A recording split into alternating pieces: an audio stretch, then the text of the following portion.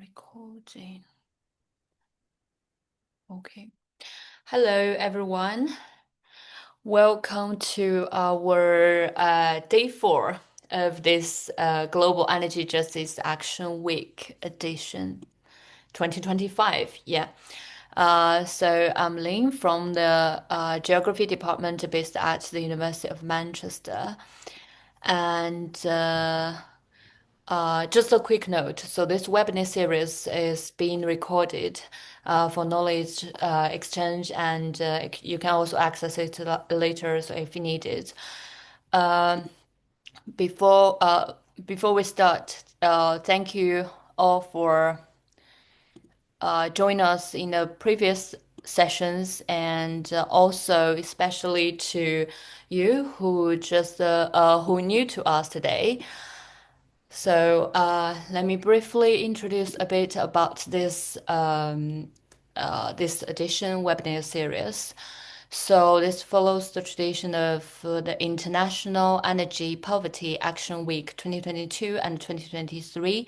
We have a little gap, and this year we returned with a renewed theme, Global Energy Justice Action Week. And for now, we already held a discussion around the terminology, structural barriers, and yesterday we talked about everything around the global north. So today, we're going to explore everything that in global south related to the energy justice topic. And this year's webinar is mainly supported by the Generator project based at the University of Manchester. And we also have an amazing team of collaborators, which you can see their name here, and amazing bunch of people behind. So huge thanks to all of them. I'll just admit people. Also, huge thanks to all our 13 invited guest speakers from all over the world. This event won't be happen without you. Finally, a special thank you to all the participants. And today, our very own Julia will be chairing the session, and I will stop here and hand over to Julia.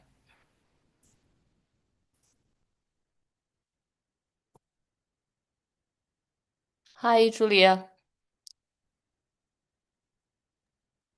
Hi, everyone, and thanks, Lynn, for the introduction. I'm Giulia Minini. Can you hear me? Yes? Yes, we can hear you, Hello? but we couldn't see you. Can you hear me? Oh, no, we couldn't hear you right now. Sorry, a little bit. Hello, can you hear me?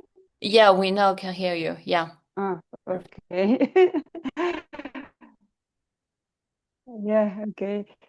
So, yes, I'm Giulia Minini, and I'm research associate at the University of Manchester, and I'm working with Lynn on the general.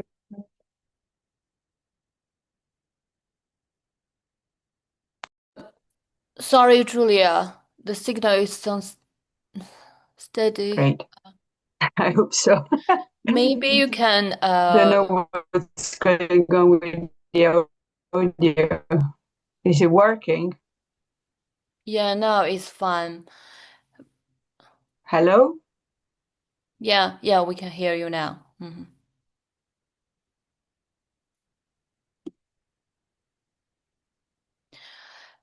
Julia, sorry. Can you We hear me just now? yeah, but the signal Is is it working not now? very, yeah, not very good. Maybe can you Anyway, rejoin I'll be us? brief. Okay.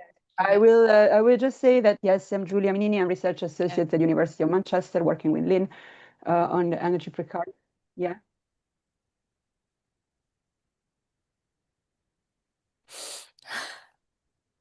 Okay. Okay, I try to rejoin. Yeah, sorry for that. I don't know what's going on.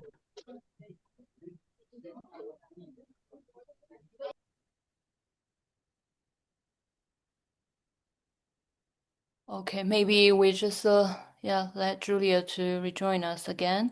And yeah, to save the time, so I would like to introduce our first speaker, uh, uh, Nilakash from the uh,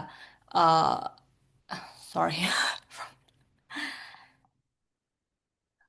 one second, I just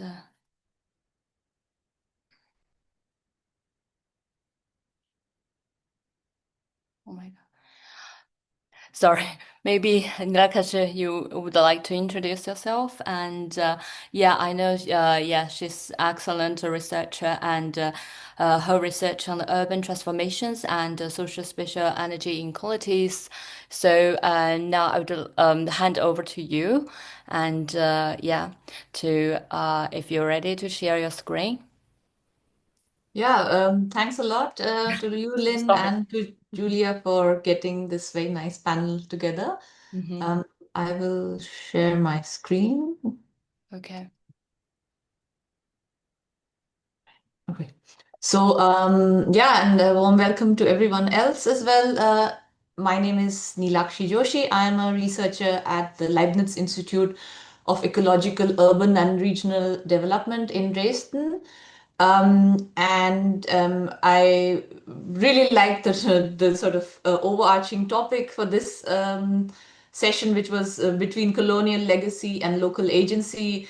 And this afternoon, I just wanted to present part research from an ongoing project, which is located in Ladakh in India. Um, and we call this talk Autonomy and Pluriversal Energy Futures. So this, I would like to start with this idea of colonial legacy, which is sort of probably the binding theme for other speakers as well.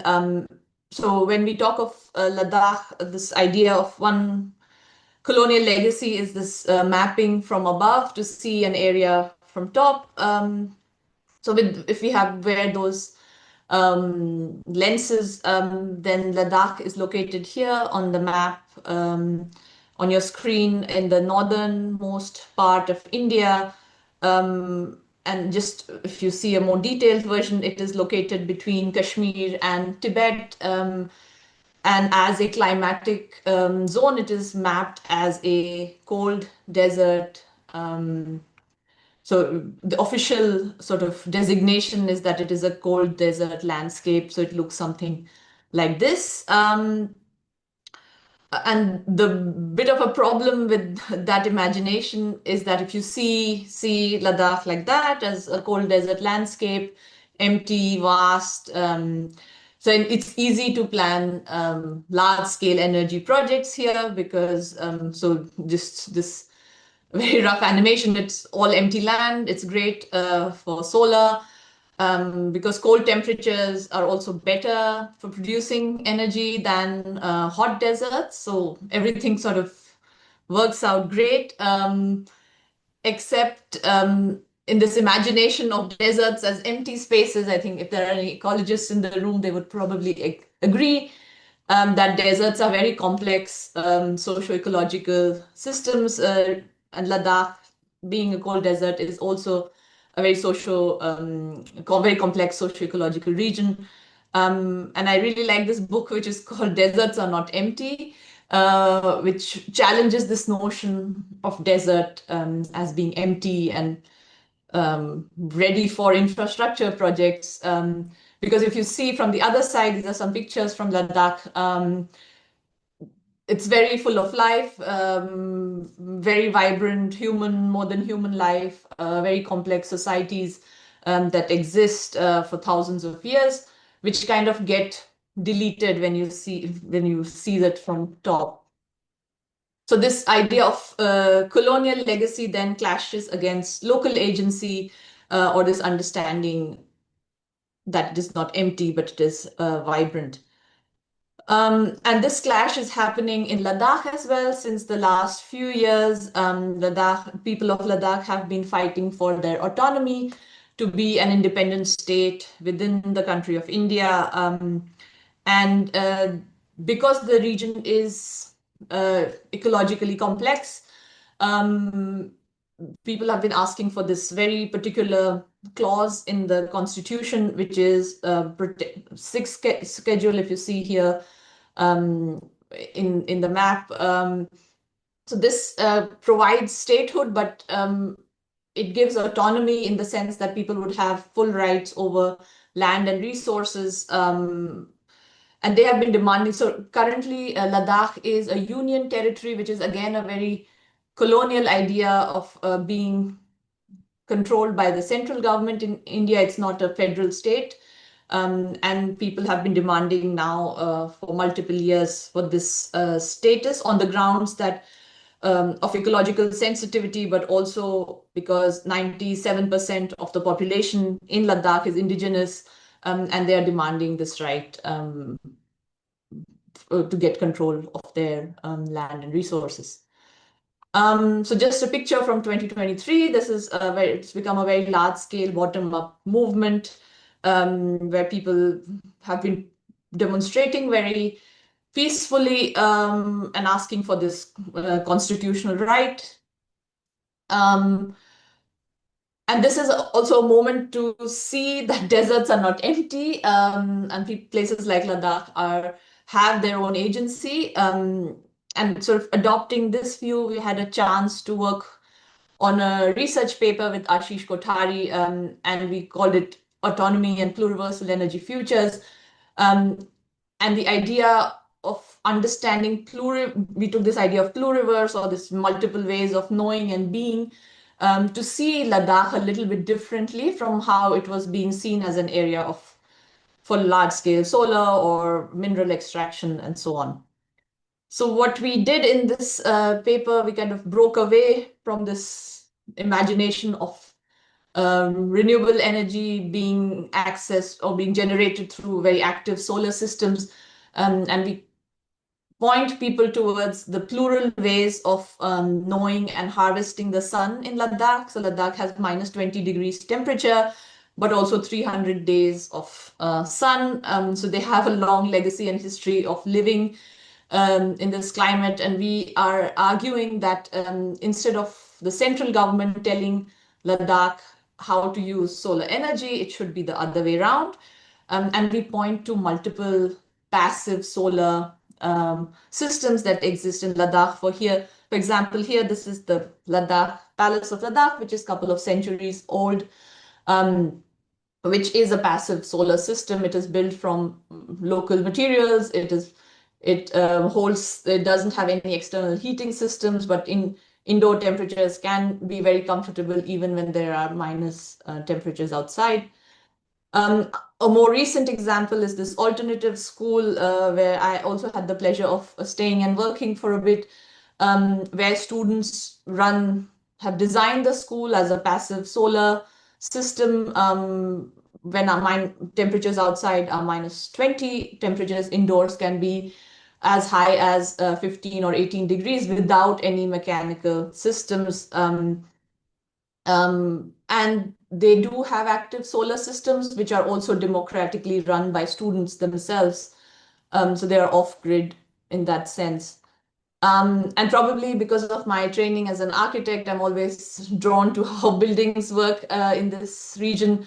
So as I pointed out here, it very much works on capturing very intelligently through passive systems solar energy through these double glass drum walls, but also to see energy not only as heat and electricity, but there are also very intelligent systems of, for example, saving water, because filtering, transporting water in desert climates is also a very energy intensive exercise. I would like to point Ladakhi houses have dry toilets, for example, which run very well, thereby indirectly also reducing energy and water consumption.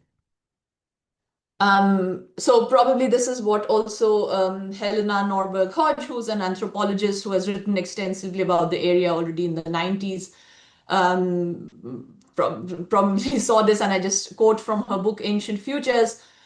She said that before I went to Ladakh, I used to assume that the direction of progress is somewhat inevitable, not to be questioned. And Ladakh has convinced me that there is more than one path into the future and given me tremendous strength and hope. And I sort of use this a bit as an inspiration when we think now of energy transition as well. But the sort of the local agency, Colonial legacy continues. So the government of India also has an imagination for carbon neutral Ladakh, which they want to introduce these emission-free buses. The problem is that these are largely designed for tourists to come in the area, which is also a problem to bring a lot of tourists into this area. Without considering that resources are limited. And the project that we are working on or looking at is this 13 gigawatt massive solar farm that is being planned in the Pang region of Ladakh. So it would be one of India's largest solar farms if it gets built. And but it would require also additional infrastructure. For example, it would require 900 kilometers of transmission line to pull this energy out of Ladakh, because as such, Ladakhis don't consume this much of energy. And a national budget has already been allocated for it. The problem is that local environmental activists have raised their concerns that a lot of this land is pasture land for nomadic tribes. And building such a large solar infrastructure in Ladakh, there are also concerns that it will stress the already scarce water resources, maybe diverting even drinking water from people to the project. And finally, the biggest bone of contention is the absence of consultation with the impacted population. So it has been very much bottom up. It has sort of been dropped down. People have not been consulted. Their worries and concerns have not been addressed.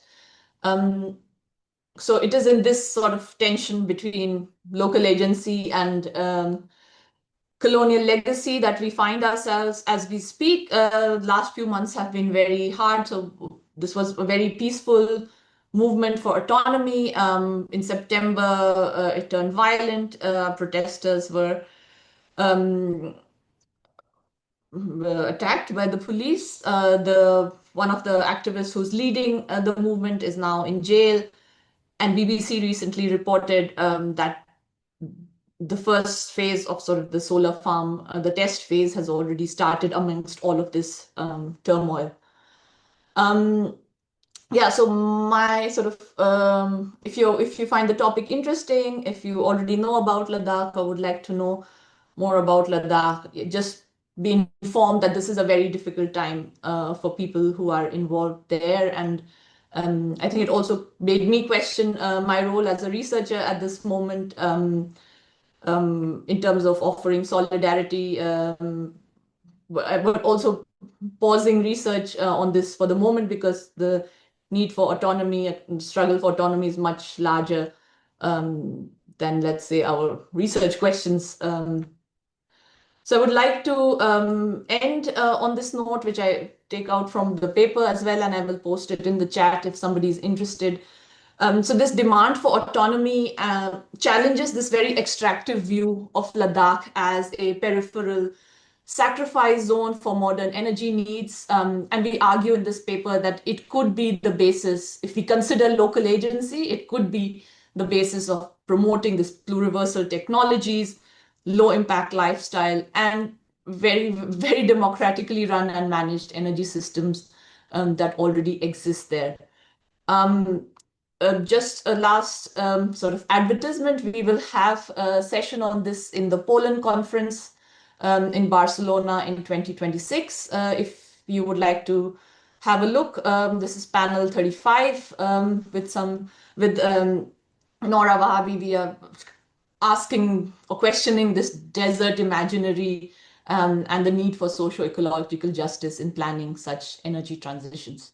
Thank you very much, and I look forward to the other presentations. Thank you so much, Nilashi. It's very, very nice. I have been lucky enough to go to Ladakh and it was one of my favorite places actually. So yeah, so thank you for portraying this, summary of soil extraction and this procession in the local area and like community resistance to this. We have actually now, we're going to swap the order because Eileen might have issues with internet and so on. So we are going to have Eileen Lara now. She's from the African Institute of Sustainable Energy and Systems Analysis, and she's also co-founder of the Women Renewable Energy Association, Uganda, as well as PhD candidate and at Sub-Saharan Institute, the University of Wuppertal, if I'm not wrong. Yeah. And Eileen, she will also be talking about inequality in access to resources and situational inconsistency between colonial approaches and local realities. So Eileen, if you can share your screen now, that would be great. Thank you.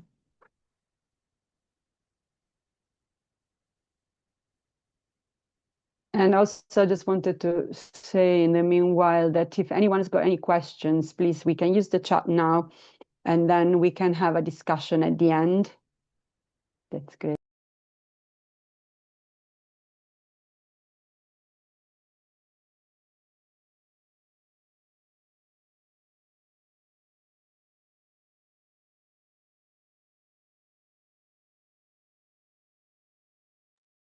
Thank you, Julia. I believe you can see my screen. Yes, we can see your screen. Yes. Great. Yes, now, yeah. Thank you very much for the opportunity to present, and nice to meet everybody on the call.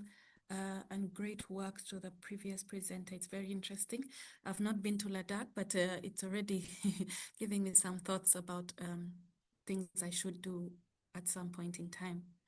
I'm going to present my own research on similar dynamics of energy injustice, but from a very different setting, or not very different, but perhaps a different continent. And this work is on business model innovation to support rural female entrepreneurship from the off-grid sector in Uganda. So I believe Julia already introduced me quite well, and so I will proceed with the presentation as well for time's sake.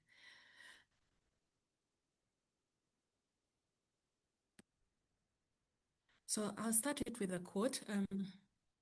This quote is from one of the most popular Indian prime ministers. I believe many of us know him, Pandit Jawaharlal Nehru. And he said something that was very profound, especially for us working in gender and energy justice. Says, when women move forward, the family moves, the village moves, and the nation moves. When Julia mentioned my work, it's very much gender focused, and my research has also been very gender focused. And coming from an engineering background, I pretty much, when I had the opportunity to lead my own research agenda, I merged the two, and it became a gender and energy research agenda. So coming from the context of Uganda and it being Sub-Saharan Africa, and from already the large levels of inequality that we have in terms of energy access, one of the things that has increased is private sector companies coming more to the light of how they can support marginalized communities, especially females, how they can reach more distant areas. And that's where the kind of the place where energy companies, let's say mini grids or solar home system companies, have found themselves in, especially in the Sub-Saharan African setting. So that said, one of the things that has been very critical is, of course, female entrepreneurship has been found to be very critical, especially in low-income areas. Some of these pictures, you might be very familiar with them or not familiar, depending on where your research context is. But these are pretty much the jobs that you will find a rural female entrepreneur engaging in. It could be somewhere in a local restaurant, it could be in the market, it could be tailoring, it's farming, and such kinds of jobs. However, you'll find like most of these women do not have energy or are kind of found in different aspects of life. And of course, looking at energy access, there is research by Nerini et al., which is 2017, and she was researching on how energy can be helped to enable all the SDGs, including SDG 5.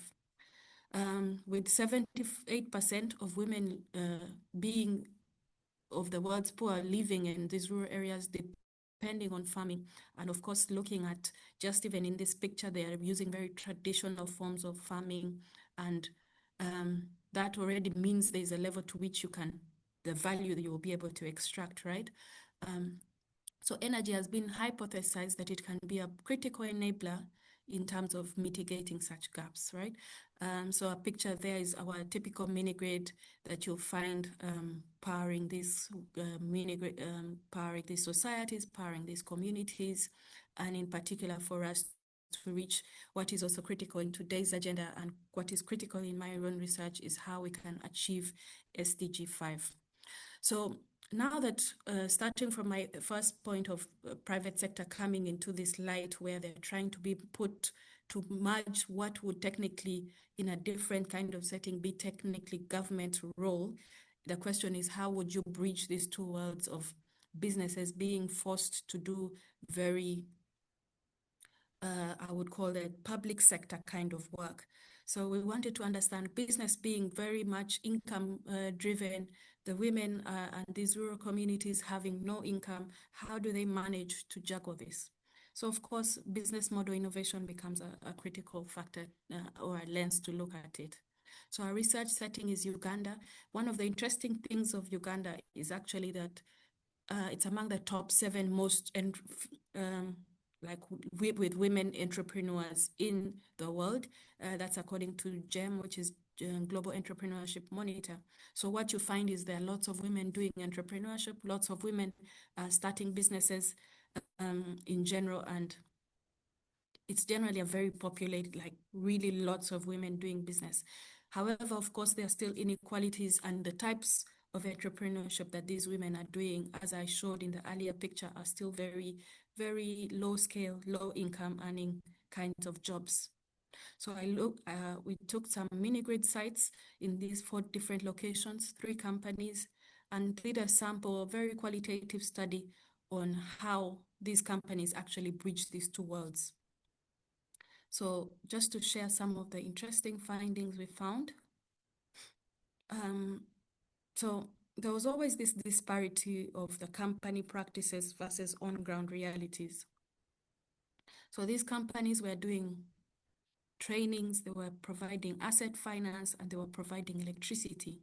So in these 3 were their main value proposition. You provide electricity, you provide asset financing, which is supposed to enable them to kind of, if it's like a lady in a restaurant, you provide them with a fridge so that they can buy cold drinks and then perhaps have more income, and then training on both how to use energy and how to grow their business. So what we see here is while they were trying to reach this number of women, they were also, there was always, because this is a very heavily donor funded sector, there was always the target that they needed to reach and what was the reality on ground, yeah? So we found there's this contextual mismatch of how many women can we reach, which was very much many times a donor given target, with the reality of the number of things that needed to be done to actually reach this number. In terms of training, there was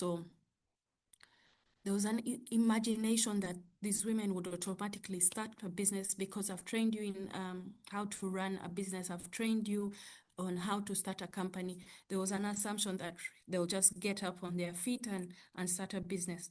But one of the things that they realized was that it was not necessarily in their control for some of them. There was some that were hindered by their marital status, some it was cultural dynamics, and these kinds of factors actually hindered how they worked. Some of these women were rich, and I took out a slide with some quotes, but it was quite interesting that one of them was, one male actually said that they do not have a preference of giving their wives a lot of money, so that it was supposed to be a kind of control mechanism of how much power they have. So there was a level of control. So while the companies are trying to achieve these things, there are so many cultural barriers that hinder actual success, which the companies, of course, were not exactly able to control with the current way they had approached it.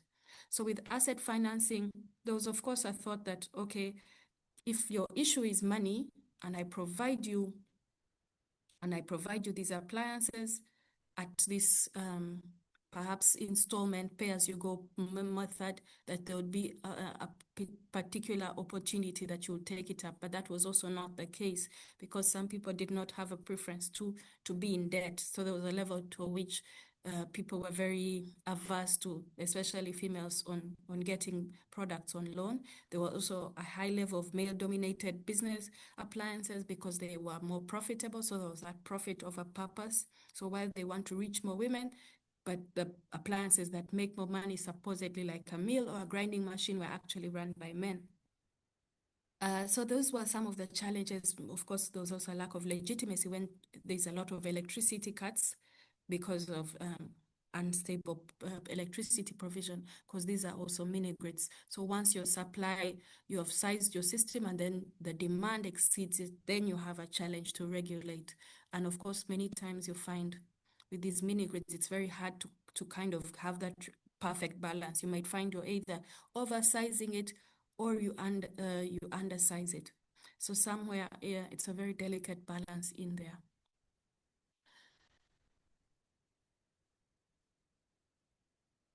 So our key three observations that we make, we say, well, these business models of these companies they rely on hidden assumptions. And these assumptions do not necessarily match what would be on ground. Partly because maybe the companies are very foreign owned, and they have a lack of contextual understanding. There's a part that these women do not have agency. And of course, it was also a finding that depending on whether the region, so we did have these regional variations, whether it was in the northern region or in the central region or in the eastern region, you find the fact that you're mingling with different cultures, you'll find they have different levels to which their society operates. And there was a level to which one had to understand these for them to achieve success, especially to achieve SDG 5. So one of the suggestions we have is a rethinking of design for transformation. And there is need to co-create within the community. While you might not be able to change the part currently that they're foreign owned, it's how can we design systems that actually fit the local reality of the women, of their lives, because many of them could not start businesses, especially in the northern part of the country, which is interestingly also where I'm from, because of a mindset that the men had, especially if they were married. It was more of, I can't do this because of this. So there were many things that needed to happen in terms of engagement for us to achieve success. So in terms of way forward, so this is a paper that has been presented also before and yet to be published. It's what we need to have this context need different types of adaptations. While you have the income fact that they're low income earners, we also need to adjust and say, okay, what do we do for cultural adaptations? What do we do in areas where the people have no agency? How do we have the husbands come on board so that we have solutions that are actually navigated? Because some of these companies would go direct to the woman and say, oh, we have this appliance for you. Then later they realize, oh, she needs to ask for permission. But perhaps if they engage the whole family as a result, and then we have more community uptake of these systems. So we also say, so that's kind of what I've talked about in terms of the operational challenges, navigating also these social and cultural factors. and of course with value alignment in terms of participatory architecture. How do we make sure that we have partners that are aligning with our values, perhaps donors that see things the way you see them, that are able to provide the funding that allows you to kind of engage with society and community so that you're able to actually achieve SDG 5 and not pretend to achieve SDG 5.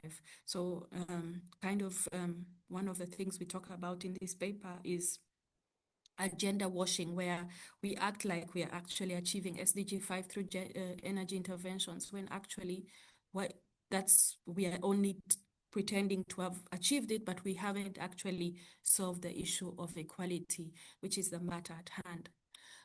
So thank you very much for your attention, and I look forward to we can connect. That's my email. And in case of any questions, I'm happy to answer. Thank you very much. Thank you, Eileen. That was great. Thank you so much for taking us to Uganda. And yes, again, as I said, if there are any questions, please do write them in the chat. You will be online for the whole session anyway, so we can also have the discussion afterwards. So I would like now to go to Mexico. And I would like to introduce Adolfo Mejia Montero of the University of Edinburgh, and is a lecturer in energy society and sustainability. And we'll talk about territorial exploitation for wind farming and community resistance to top-down approaches. The floor is. Perfect. Thank you so much, Julia and Lynn, for putting together this amazing panel to discuss these topics, and thank you for the invitation. I wonder if you can hear me correctly. I had a couple of problems with the audio on this computer. Yeah, perfect. Thank you very much. All good, yeah. Perfect, thank you.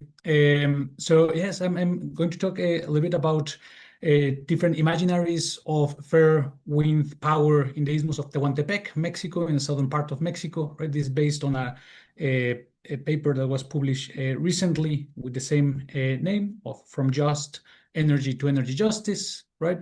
And I think that across the different presentations that have come from Uganda and from India, there's many parallelisms, right? And different things that mirror how renewable energy has been developed and how it could be developed.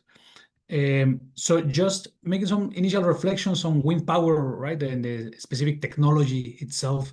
And it has been a long road, and it's still a long road to be ahead for wind power. According to some statistics from the Global Wind Energy Council, last year there were 117 gigawatts of new capacity installed. 2024, right? That's a lot. That's a little bit more than the whole electricity capacity in the UK, right? So just to dimension what globally has been installed and the speed of that pace, right, of installing wind power capacity in the globe. At the moment, the global cumulative capacity is around 1,136 gigawatts.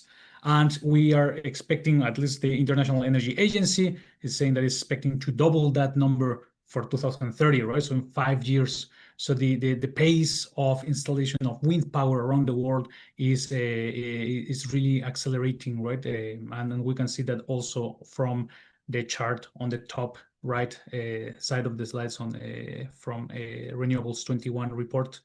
And it has bring really useful impacts in terms of climate change mitigation, right? According to some recent studies from Long and colleagues, it mitigates more than 1,311 megatons of CO2 equivalent annually, and it has a potential of mitigating global warming by up to 0.64 Celsius by 2100, right? So it's really the contributions, the climatic contributions of wind power in this case are undeniable, right?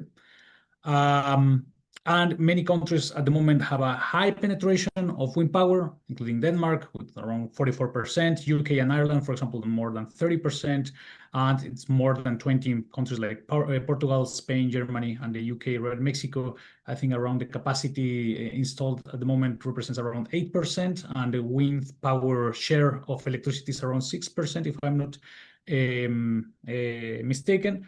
So it's growing in different geographies, right, and in different places. We can see a chart in the bottom right part of the main countries where this development is happening, right, and installed capacity is happening, and that is also really important, right? What is maybe some of the lessons I think of probably this talk, but also about my experiences in the Isthmus of Tehuantepec is not necessarily about the technology itself that might be the problem of a solution, right? But where it's being sitting, right, and how it's being developed, how it's being pushed, or how it's being guided, right? So focusing in Mexico, in the Isthmus of Tehuantepec, right?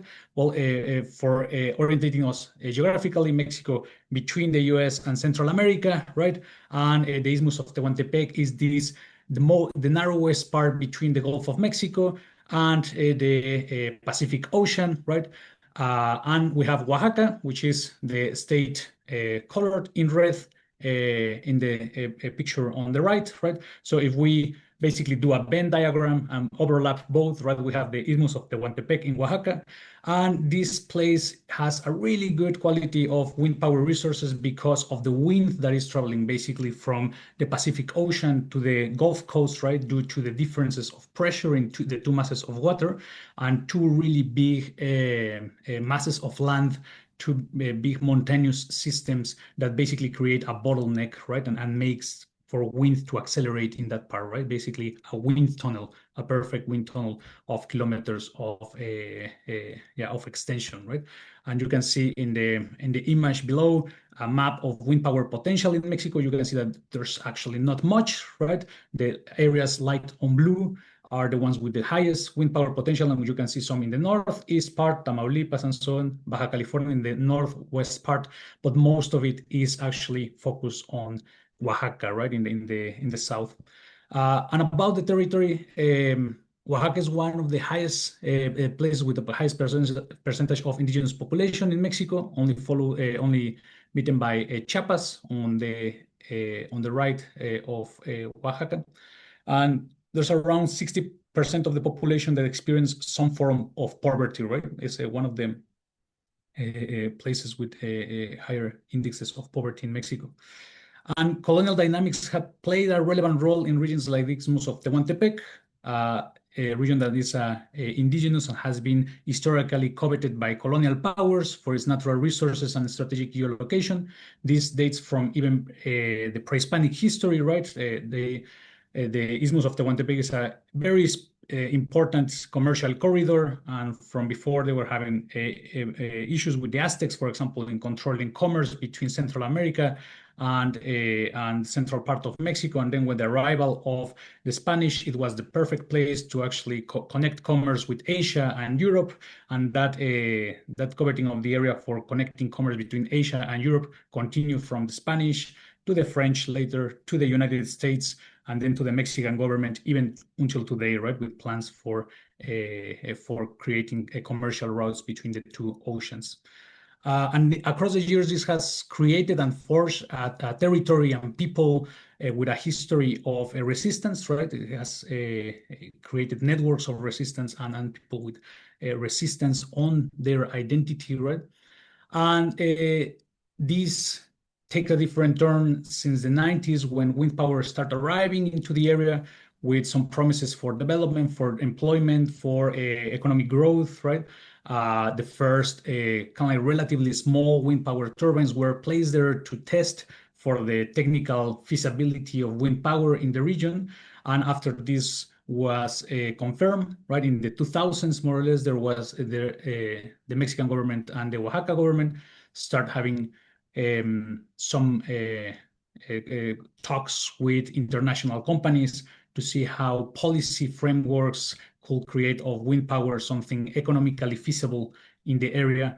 But one thing about these talks is that they happen over around 6 years in a remote place, right, from the actual location where the the windmills were going to be placed, right? They happen in Huatulco, which is around 3 hours from where these places are going to be placed. with almost no inclusion of community representatives, right? So this happened almost blindly for communities who were living in the place where the negotiations were going to see wind power growing, right? And from 2006 to 2019, there was around 2,800 megawatts of wind power growing, right? At some point, authors like Simone Howie, for example, say that the Isthmus of Tehuantepec was the place with the highest density of wind power anywhere in the world, right? So the landscape changed completely in these years of installation of utility scale in the Tehuantepec Isthmus, and it created a lot of concerns. This is a conceptual map of different concerns, different issues that comuneros, the opposition, so on wind power, right? You can see more detail about this in a paper. This is called an intersectional approach to energy justice, individual and collective concerns around wind power in Zapotec land. But most of the concerns were related to impacts on ecosystems, on social environmental concerns and impacts, the connection with traditional economic activities and the local ecosystems, right? Dispossession of land grabbing, a lack of prior consultation, information, and transparency when developing the projects, when doing business with landowners, and so on. An absence of recognition and effective participation of indigenous or peasant groups, a lack of direct or indirect benefits. So community benefits, for example, or jobs, for example, anything that was coming at the beginning with these promises of wind power development, it created great disappointment and concern on how this was lacking or was captured by, let's say, elites or people who had already a good position in the communities, and an inequality in the distribution of economic benefits, right? And all of this created a lot of concerns, a lot of tension within communities, a lot of intra-community conflicts in the area. There was many instances of violence, of intimidation, and the situation turned sour really quick in these years of wind power development in Oaxaca, right? The last wind power project, utility scale wind power project to be developed in the Isthmus was Eólica del Sur in 2019. And this is actually a project that was initially canceled because of the really strong community opposition. It was before Mareñas Renovables, and it moved to the north. And after the indigenous consultation and so on, it was finally installed and operative after 2019, right? But it has been the last wind power project that we saw in the area of Tehuantepec, right? That was kind of like promised as the region for development of wind power. And at the moment, this has created a kind of like a territorial stigma in the area, right? In Oaxaca, in the last years, even if the area has all of these wind power potential, there hasn't been any plans and so on for the development of wind power projects. Also, it has come from let's say some position from the government about favoring other types of energy generation, but the resistance of local groups played a big role on this, creates uncertainty for investors, for example, right? And this basically has created a blockade of developing wind power and no other options of doing this, right? Of people actually taking advantage of these natural resources that they have maybe for other kind of activities, right? And it has moved wind power to other parts in the north, like, for example, Tamaulipas, right, in the northeast part of the country, or Baja California, so on. And Oaxaca has remained kind of untouched from wind power in the last years.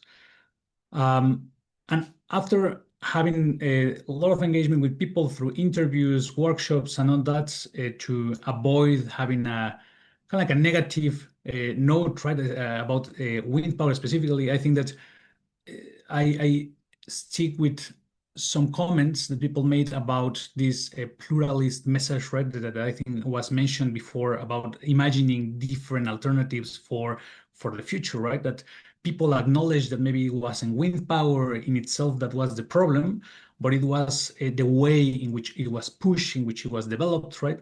And I think in this way, the case of utility scale wind power in the ITMUS illustrate how these colonial legacies, right, coming from international companies, mainly from Spain, and the pressure from government, federal governments, and state governments shape these energy systems, right, and low carbon transitions, and create these really difficult environments for other kind of alternatives to flourish and to be developed, and create these intra-community conflicts as well.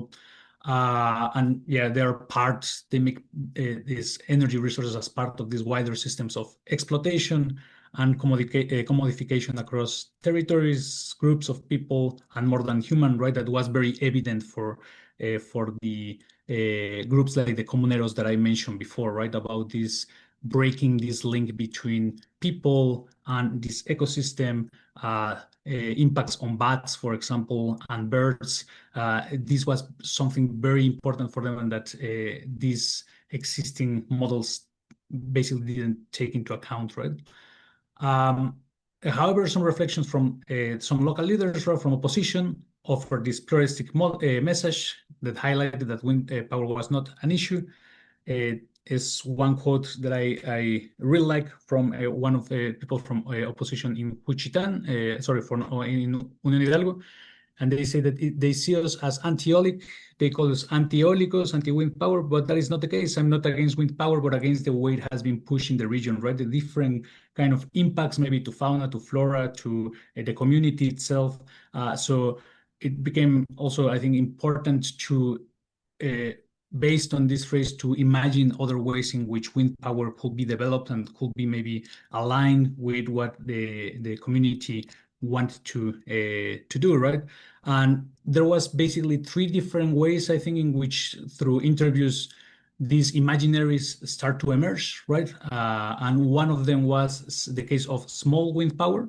This was actually the way in which wind power was introduced in a community that is named Unión Hidalgo, right?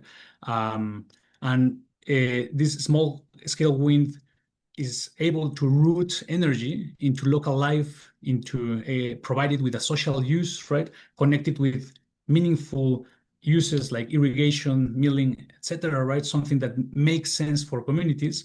And this counters the kind of like extractive oriented way in which utility scale wind power just extract energy and send it, transmit it to industrial hubs, right? Through maybe self-supply contracts that are bought by big industries in really faraway places, right? And when I was talking to people there, one of them told me, well, this energy actually doesn't light one bulb here in the community, right? That is a disconnection that they create with wind power, right? You don't see a social use for it. You don't see this being used for irrigation or for agriculture or for anything else. You know that this electricity is being bought by big industries and is being extracted from one place going to an industrial hub, right? So there's no real connection with people and with these technologies, right? About the case of decarbonization, small scale wind turbines, right? Between 50 and 500 kilowatts, have a carbon footprint of around 12.1 to 29.5 kilograms. This is from studies elsewhere. There's nothing that I could find about the isthmus of Tehuantepec, right, or something in Mexico, but it's kind of like a ballpark use that we can use. Probably it will be lower in the isthmus because of the high quality wind power resources, right?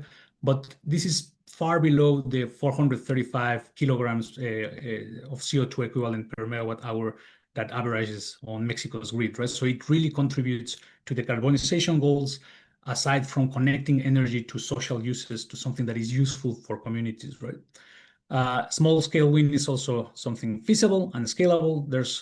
There was around 1 million small wind turbines installed worldwide in 2017. There must be much more now. I wasn't able to find more updated figures about this, right? And in Latin America, countries like Brazil are operating around 69 rural electrification cooperatives with wind power, right?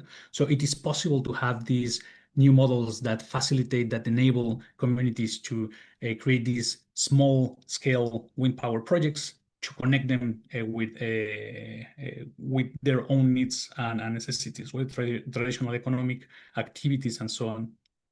And as I was mentioning, it was actually a failed small wind initiative in Unión Hidalgo that showed opened the window to kind of like a different future, right? That the development in the isthmus could have followed a more locally rooted parallel path. In the 90s, more or less, there was a windmill that arrived right in 1995. We have the quote in the part there in the top right corner. They had some talks with the governments. They were able to secure some funding to bring a windmill, and a tower of 25 meters tall arrived, but then communication faded and the project was not able to materialize, right? But in the beginning, it was the idea for having this kind of small wind power for actually irrigating land and for connecting it directly with agriculture. So these kind of options like small scale wind could offer a feasible alternative for not only Mexico, but other regions in the global south as well, that could balance both climate goals and also local well-being, right? Connecting energy to some actual uses and not only energy for energy, right? There were other people who talk about community-owned utility scale wind power, right? So community-owned wind models are successful in other countries. Scotland is, for example, one of these cases, right? It has one of the highest number of community-owned models for wind power, right? Almost, although they're not utility scale, right? But it's possible to see how they can work, right? And there was some offers for alternative to traditional utility scale wind power models. And there was one specific project that people coming back every time. This was the project from the Jansa Foundation, right? It was a project that started in 2007, and through some negotiations with the Mexican government, at the end, it was not successful in securing the transmission rights, and it was not able to materialize, right? But it was a community project which was envisioning 50% benefits going for the community and 50% going to a non-profit company that was registered in the UK, actually, right? And was in the long term, its objective was to basically replicate itself in other parts of the Isthmus of Tehuantepec, right?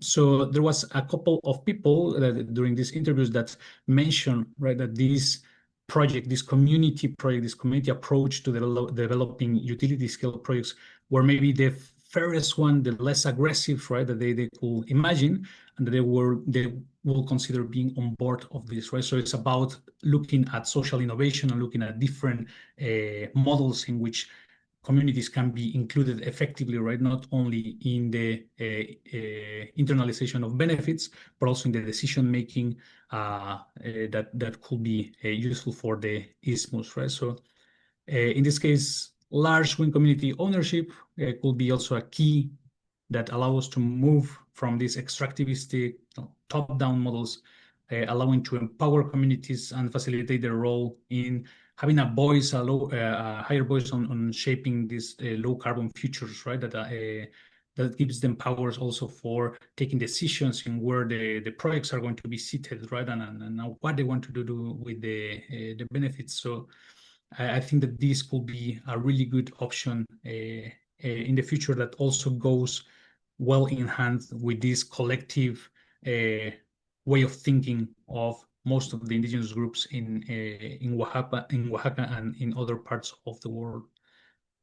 And the third one that I think I encounter many times, right, is just having no as a valid stance for local communities, right? Being able to have a clear process of consultation, transparent, that in the end is gets as a result no from the community, should be respected, right? And many times this was kind of like stigmatized, and many of the people that I talked to, they saw consultation processes more as a way of legitimizing projects rather than a true consultation process for knowing what the community wants, right?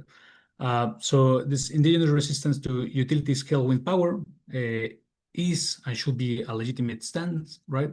The challenges, the assumption of low carbon projects are something that is inherently beneficial.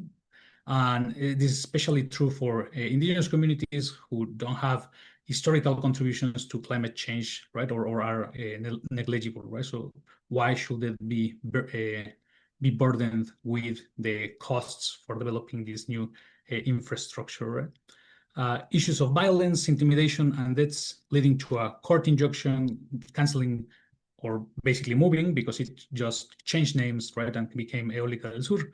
But the Mareña Renovables project demonstrates the consequences of disregarding this community opposition, right, and having to push projects until these kind of intra-community tensions explode. The right to reject disruptive projects is also an essential component of socially just energy transitions, and they probably could have avoided stigmatizing wind power in Mexico's best wind resource region, right? So if this was a true process, transparent, and communities understood that they were able to say, no, maybe this will be a different story for now, right? It's from 2019, it has been 6 years already since no new projects have been built, not even small projects, right? So it's just, I think, a shame that this really rich area of with great wind power resources is not being open to opportunities for people to use them with different kinds of technologies, right? It doesn't have to be utility scale wind power projects, but basically the technology has been in some level stigmatized and it has been impossible to develop more of these projects in the isthmus, right? So just some final reflections to find about colonialism, energy justice, and these imaginaries. The first one is that the imaginaries of that we mentioned, right, is three about small-scale wind, about community ownership, and about no as a valid stance against renewable or low-carbon projects that we saw in the Isthmus of Tehuantepec, offer only a glimpse of a wide range of potential feasible alternatives for balancing climate goals with local well-being, and at the same time decolonizing low-carbon energy transitions. Right? There's multiple pathways, and I think this idea of pluriversal approaches is allow us to unlock these different imaginaries. Right? In the case of the Isthmus and the conversations I had with people there, these were the three more prominent, but I'm sure that in different territories it will be there will be different results, right?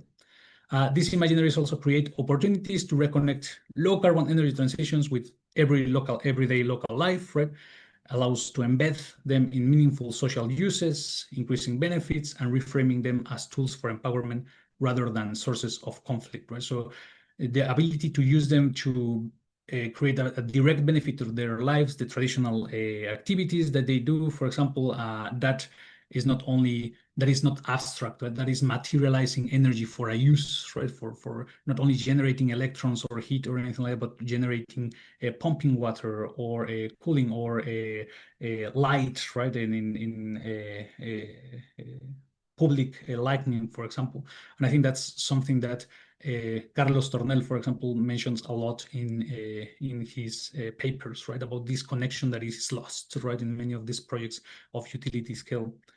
And they also offer an opportunity to fight systemic and historical imbalances across Mexico, Latin America, and also different territories in the global south, while also mitigating global climate change, right? It's not about, it's about finding different alternatives that can contribute to both, right, and create these kind of synergies and win-win scenarios, and going only through one model or through one specific way of developing projects can hurt these double objectives, right? And can actually come to strengthen these imbalances and these injustices. So yeah, those are the key messages. Muchas gracias. Thank you so much. And yeah, see you in the Q&A. Muchas gracias a ti. Thank you so much. Yeah, that was great. Thank you. Yes, for bringing us into the realities in Mexico. There are some questions in the chat for you as well, but we'll have a look at those at the end after all the presentations. I was just wondering, there are also lots of issues of misconception as well in terms of like, you know, for instance, the issue of the bats and the birds dying because of the issue of the wind turbines. But like actually there are studies that show that there are many every day, but still the narrative sometimes is like against renewables in that way. Okay, I want still precious time at the moment. We leave these considerations at the end. So now we'll go to India again. And we have a presentation from Mini Govindan. She's a senior fellow at the Energy and Resource Institute, Kerry. And she will actually be exploring how social norms and structure constrains women integration in the energy sector.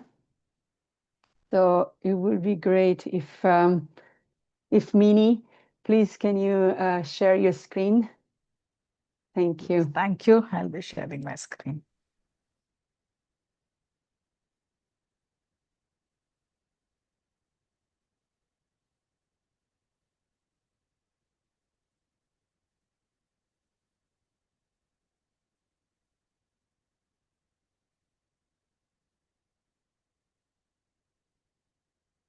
Is my screen visible? Yes, it is. Thanks. Yes, and thank you for this opportunity. And so what I would be kind of presenting is also, would be something which already my previous speakers have, touched upon various aspects of, uh, about the marginalization of certain population and the embeddedness of the social and entrenched structures. So I think my presentation would also kind of seamlessly, weave into the previous presenters, views and opinions. So basically, this whole presentation kind of interrogates, the ways in which energy discussions and interventions in India have engaged with gender justice, and drawing on some feminist scholarship and our own experiences, I kind of highlight the current approaches, which often reduce gender inclusion into a mere checkbox exercise. And then I also kind of argue how there is a need for, systemic rewiring that embeds women's agency, knowledge, and leadership into energy governance.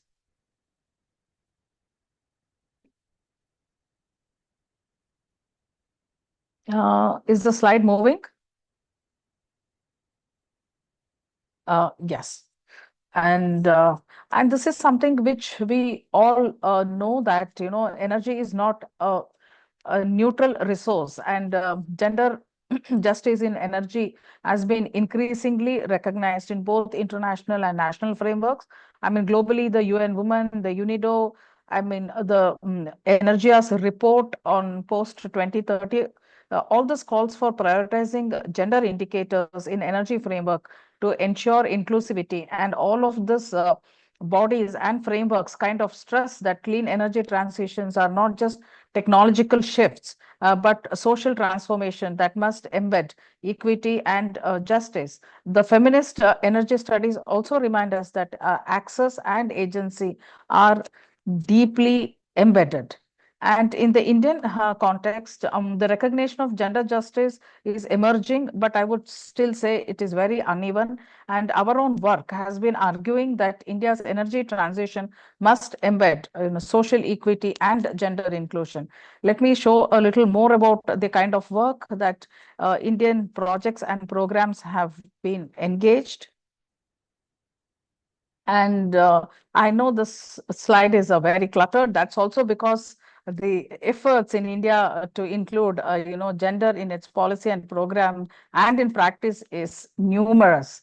And because India's made several policy level efforts to integrate gender into energy climate frameworks, and the National Action Plan on a very important plan on climate change, which was launched in 2002, also includes missions on energy efficiency and solar energy, and gender mainstreaming is very clearly mentioned. At the subnational level, the state action plans also include provisions for women's participation in consultations and adaptation planning.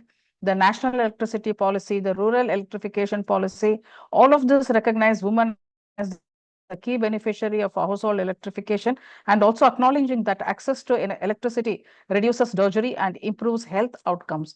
Similarly, the national draft policy for women also explicitly link energy access to women empowerment. And the various ministries of the government has also rolled out various programs which target women, and the decentralized energy solutions for women, like a biogas plant or improved cook stoves. And all those initiatives actually recognize women as primary energy managers in households.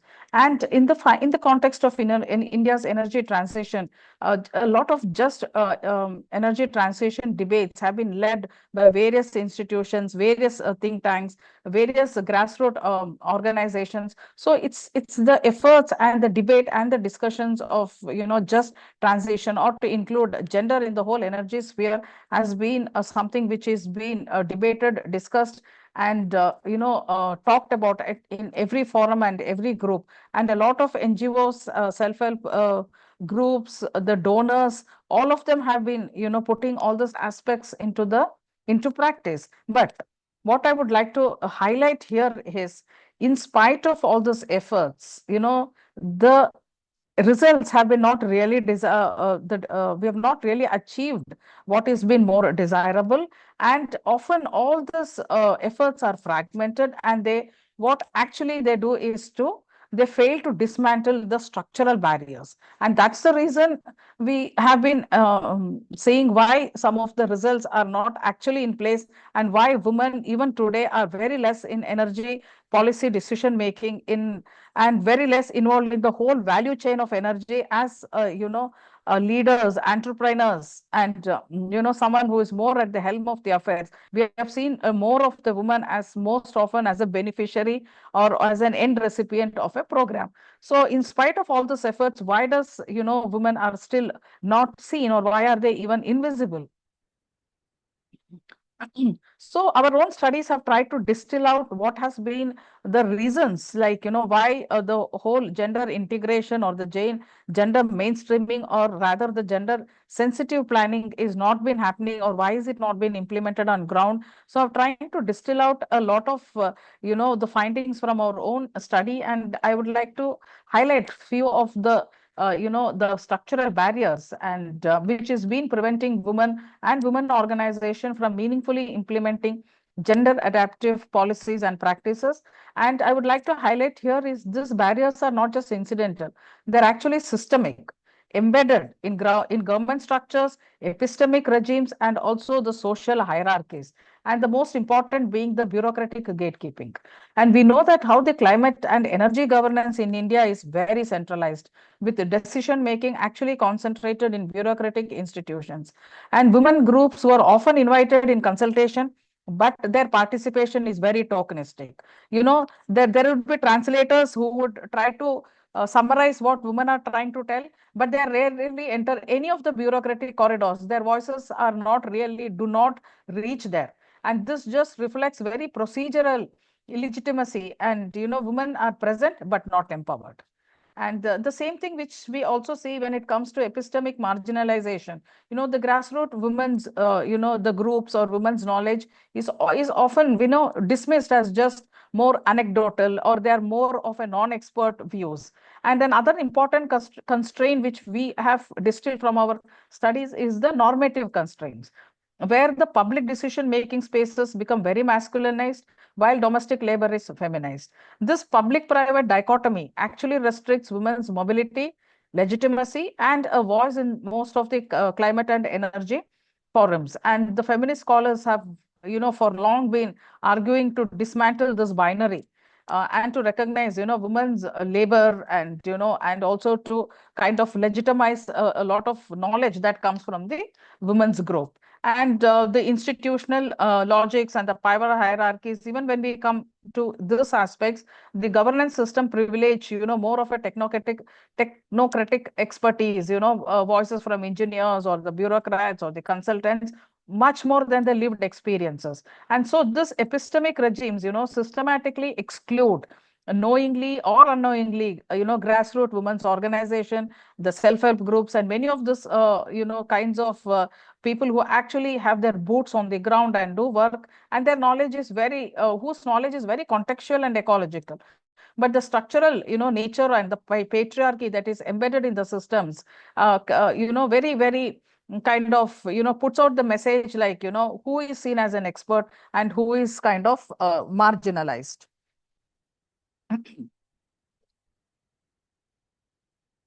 Let me move to the next slide. So what is this actually, this kind of a, outcomes, they reinforce the whole Amartya Sen's, capability approach, which actually illuminates, why equal inputs do not actually result in, equal outcomes. And very often the equal inputs result in unequal outcomes, because often the policymakers say when the policies and practices are meant to benefit both men and women, and why do still the men benefit from it? That's mainly if you look at this whole approach, men operate within the ecosystem that presume uninterrupted participation. They are encouraged for an uninterrupted participation, while women face structural constraints, mobility restrictions, patriarchal scrutiny, and that actually limit, such conversions of resources into actual capabilities. And coming to our own studies, which some of the papers which we have published is, it's a small study of a Bihar, and Bihar is a state in the India, and it is this Bihar case study is often, cited as a success story of a woman-led enterprise, a decentralized enterprise systems, in which women's collective manage solar microgrids. They take ownership of billing, customer services, community engagement, and these interventions have actually improved household energy access, created income opportunities, and also have given women the visibility in leadership. However, a more deeper or a critical, look into such programs also reveal, certain limitations. Here, when we actually went and, interacted with a lot of women who were trained to become technicians and who were capable of actually repairing the systems, but in practice they did not perform any of these roles. That's mainly because the technical repair work largely carried a tag of masculinity, and many women perceived it as inappropriate, because they are very entrenched in the government, in the gender norms, and they really thought, going or moving from one village to another village, with the toolkit in the hand, and then trying to do all this masculine jobs also restricted their marriage prospects. So what really happens is, the technical dimensions of this such kind of an interventions always remain male dominated, and they kind of undermine the goal of full empowerment. And this important, example kinds of, what really points out that, training and ticking the box actually does not lead into any kind of a transformative change. And because this interventions, although it succeeded in improving access and creating some agency, but it did not dismantle the deeper normative barriers, that define what is considered, appropriate for a woman to work. Let me also, show some more examples, which we have, our own study, and we have also published papers. And then if someone is interested, I can share those links. And this is also a case study from Tumkuru, a small village in the Karnataka state in India, which illustrates, the limits of gender inclusion, even when here also it talks about the structural barriers which remains unaddressed. Because here the women were trained, to become cook stove builders, and then, who could also repair cook stoves. And so this program was largely aimed to empower women as energy entrepreneurs. But in reality, what we found is this intervention encountered certain barriers.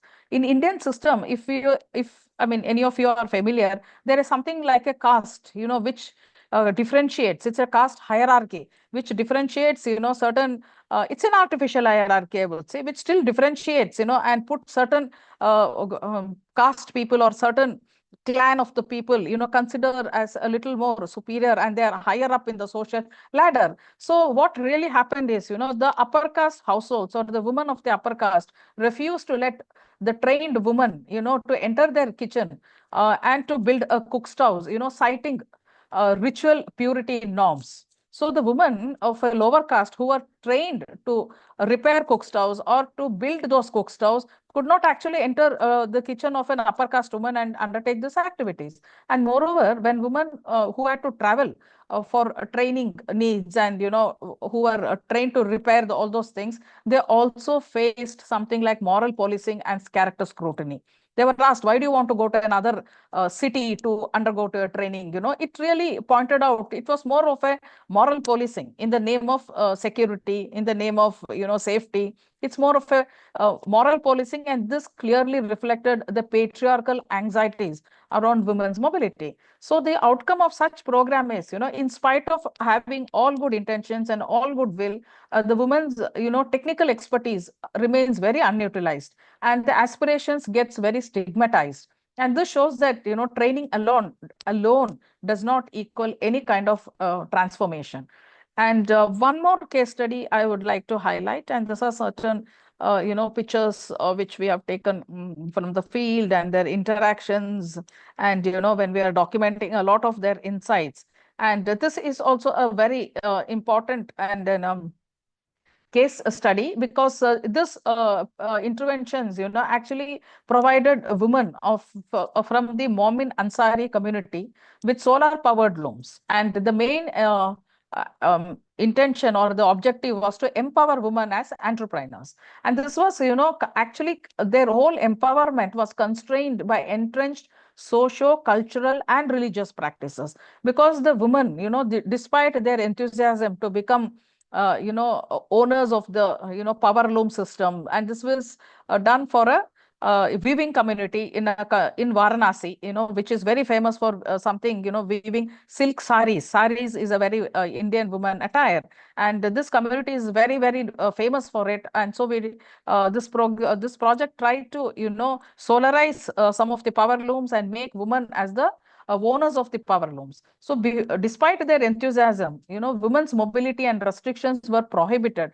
because there is something called interacting with na-mahram men and mahram men. So some we know which the Islam very clearly distinguishes, like with women with whom the woman can freely interact and freely without following something like a parda system or a veil system. So this kind of restrictions within the community also will constrain a woman's mobility, a woman's capability to market certain produce. Even women's digital literacy was also curtailed, because men did not like women interacting with other men, even for marketing or certain purposes. Because this kind of a woman's enthusiasm was largely curtailed around the anxieties of moral degradation. And so hence their labor, whether it was both for the like a bobbin reeling, which is a very important part of the weaving, or even a care giving, what they did undertake at home, reminded mostly, structurally invisible. And this aligns with the feminist concept critiques of reproductive work. And what happened is the ownership of the looms, kind of produced only was more symbolic. That empowerment for more symbolic than actual substantive empowerment. And so this case study, I mean, which we have this is also a recently published paper, really underscores how energy transition projects must interrogate and actually question certain hegemonic gender logics and embedded intersectionality, culturally sensitive strategies, and how can we very meaningfully catalyze transformation. And let me kind of move to our another, challenges which we have been facing in our own research has been, where we have, constantly observe how the interface between, see, because we also write a lot of papers, and I'm sure all of us write a lot of papers, questioning this, contesting all this hierarchies, hegemonic relationships. But then the Indian context I would like to highlight is, like there is always been an interface, I mean, between academic scholarship and policy formulation, and how all of this remains, because a lot of time the feminist political ecology and gender studies, which offer very critical insights, into the intersectionality exclusions. And but all of this, many times research papers, some of the feminist studies, all of them remain very siloed within academic journals, or it is only just highlighted in webinars or workshops, or it ends up in some as a civil society reports. They do not really reach where it needs to reach. And another important thing is the institutional inertia. The bureaucratic structures all often privilege technocratic expertise, and this often reduce evidences, and they more require of quantitative indicators, while they do not really acknowledge the qualitative and the lived experiences. They are mostly dismissed as non-scientific and anecdotal. And finally, I mean, not really finally, but then there is also a very legitimacy gap, because the policymakers frequently perceive all the feminists or the grassroots voices and the voices from the field, and all of them, there's always a epistemic marginalization. And this kind of a things kind of perpetuates more of gender blind energy policies, even when the evidences are demonstrated, because such evidences are always dismissed as something like, oh, it's only some small little voice coming here and there. There are no scientific evidences, they're not empirically proven, they're not statistically significant. So often all those things get somewhere buried into this as remains as a very small voices. And so I would not say solution, because it's very difficult to give any kind of solutions as such for such research policy or translation in which would actually translate into actual good practice.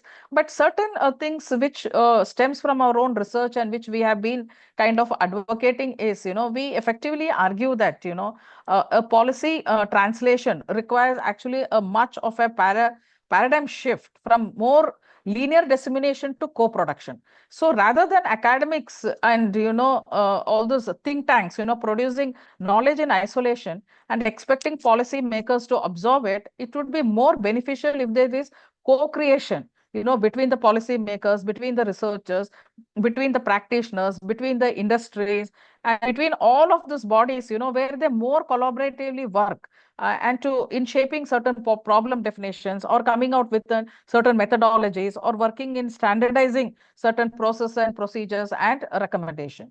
And another thing which we actually felt is, it would be really good if many of our central ministries and institutions actually would embed and or establish gender focal units, and that operates at the interface of research, policy, and practice. So I think such kind of a, having small gender units in various ministries, which will take cognizance of every single, an important input they get, might be. I also understand, it's very, very easy to give the solutions, but then it is very, very difficult to actually put them in practice or implement them. But still, we would like to highlight, from our own studies, how even formal conduits are very important, like, expert committees, commission studies, and consultative platforms.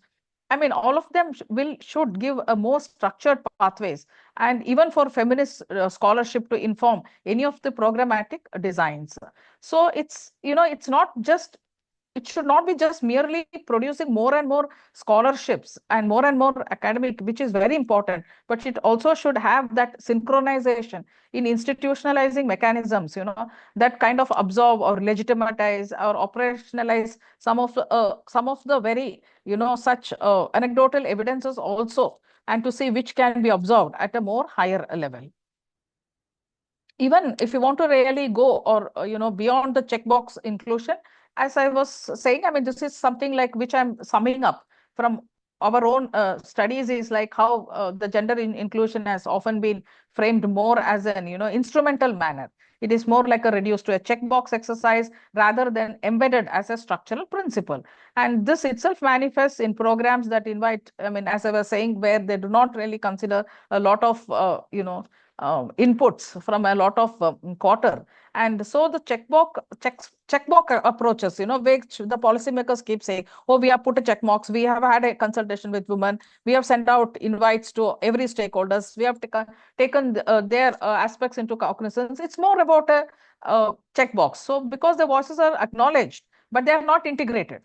They acknowledge, yes, yes, it will be taken into consideration, but they're not integrated into the whole architecture of policy or program design. So this instrumentalist framing also should kind of perpetuate a lot of structural blind spots, and and without really more enabling conditions, more like a gender responsive infrastructure or institutional and entitlements or normative recalibration at workplace cultures, all this inclusion remains very, very superficial. And what is the outcome? It's very, very predictable. It's because it's suboptimal. Interventions remain, very, very suboptimal, and they're non-transformative. Rather than dismantling the hierarchies, this kind of, ticking the tick box interventions, they only reproduce such hierarchies, and they reinforce hegemonic gender logics, and under the guise of inclusion, under the guise of empowerment. And some enabling conditions which would attempt to move affirmative actions is, there has to be a little more instruments such as quotas, targeted allotments. They're very critical to ensure women's representation, and not just as incidental but structurally mandated. And these instruments also disrupt some of the male monopolies in technical and leadership spaces, and this creates a more pathway for a woman entry. And equally important is, with like a lot of facilities which should revolve around, crash facilities, restrooms, safe mobility provisions, and because all this remains constrained by a lot of women's reproductive responsibilities. And another important aspect also which could be considered is, the whole institutional entitlements, a proper maternity leave, flexible work arrangements, stipends, and often, women are enrolled in a lot of training programs when it comes to energy, but they are not able to utilize that training. It could be because lack of placements, or, back home, they do not get that kind of a support. And so it's very, very important to kind of handhold and to see how this, structural barriers are kind of dismantled. And then, uninterrupted labor force participation has been encouraged. And the most important and the most challenging is the normative recalibration. How the workplace cultures, they deliberately confront certain patriarchal values and embed gender sensitivity into organizational norms. And I mean, this really involves a lot of, behavioral a shift in behavioral expectation, dismantled masculinized decision making, and then giving a woman that kind of a, encouragement to be in this space. So I think all those efforts is to render inclusion more meaningful rather than just ticking the tick box or more performative. So in this sense, gender justice in energy transition becomes more embedded within the institutional architecture, rather than appended, more as just only a checkbox. Yes, I would like to kind of end here, and thank you. And that's my email ID, and more questions can be posted in my email ID as well. Yeah, thank you. Thank you. Thank you so much. That was great, Mini. It was really insightful into, looking at feminist and gendered approaches to the energy transformations. And I would like now to introduce Victoria Nalule. And she is lecturer in law at the University of Bradford, and she will provide an overview of the energy transitions in Africa. Welcome, Victoria. You can share your screen now. All right, thank you. Thank you for having me. Let me try to share my screen.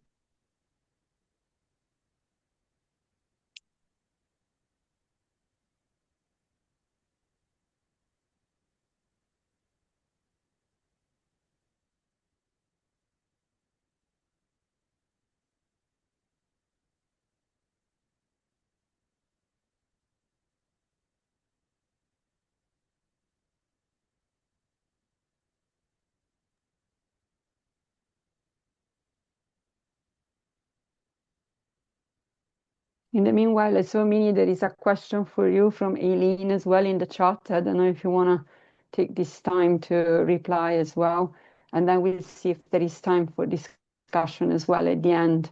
Okay. Can I present now? Sure, yes. All right. So thank you. Today I want to talk about the realities of the energy transition and Sorry, also talk about sorry, the new. Victor. Can you expand the slides? It's not expanding yet. How do I expand that?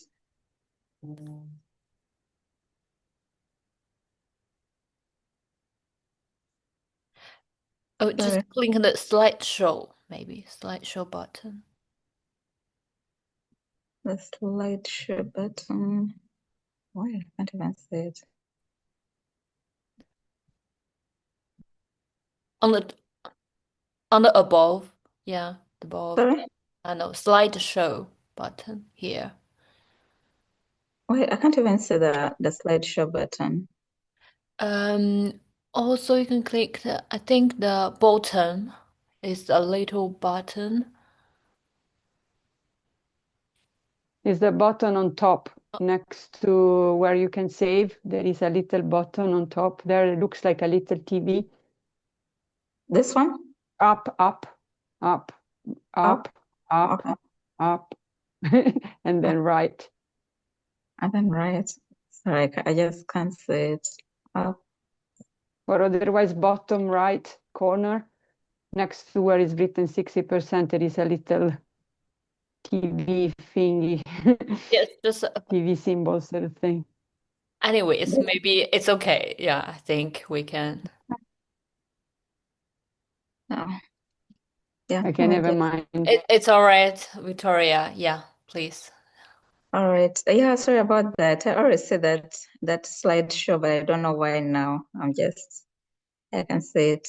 But anyway, I'll just try to maybe enlarge the things, the slides. So today I want to talk about the realities of the energy transition and also to talk about the new concept of energy progression that was recently adopted by the African Union through the Africa peer review mechanism. So I've already been introduced, Dr. Victoria Nalule, a lecturer at the University of Bradford, but I'm also a consultant at NEM Energy. I'm an author of 9 books, and most of my publications are focused on energy law, climate change, the mining sector, energy transition, and also energy progression. So those are the main things that I want to talk about today. So with energy transition, we have to first understand that the energy transition, we all know it as a shift from fossil fuels to renewable energy. And it's mostly intended to ensure that we address climate change because we know one of the main contributors of the greenhouse gas emission is fossil fuels, which contributes to over 60% of the greenhouse gas emissions. So energy transition is not the only way, but it's one of the various initiatives that countries are taking to be able to address climate change or the climate change impacts. So we're basically, it's an initiative to move towards a net zero, as we all know. But the energy transition has been categorized in a way that it's more of a global initiative, which is true. But however, we have to realize the fact that different countries face different energy challenges. So whereas the energy transition is being driven globally, we have to understand the realities of the energy challenges in different countries, in different regions, and also ask ourselves, are the initiatives to transition to a low carbon economy making escalating the already existing challenges in different regions? Can energy transition and the various principles that apply with the energy transition be applied equally? Or do we need tailored solutions for countries that have different or unique energy challenges and economic challenges? So those are some of the questions we need to ask ourselves, because although we always talk about energy justice, a just transition, in reality, we don't see this justice. And in reality, we're seeing countries, institutions, international monitoring organizations taking initiatives or even making decisions that are going to impact poor countries. And these decisions are being made because of the global energy transition. because energy transition as a word is not just a word, it's not just a concept. It's a concept, or it's a theory that is influencing policy. It's influencing policy at the international level. It's influencing decisions at the international level. It's influencing policies and laws at the national level. And it's also influencing policies and laws at a regional level. So it's not just a word energy transition is a word, but it has implications. And then we have to look at the realities of those implications and ask ourselves, are we all ready for this energy transition?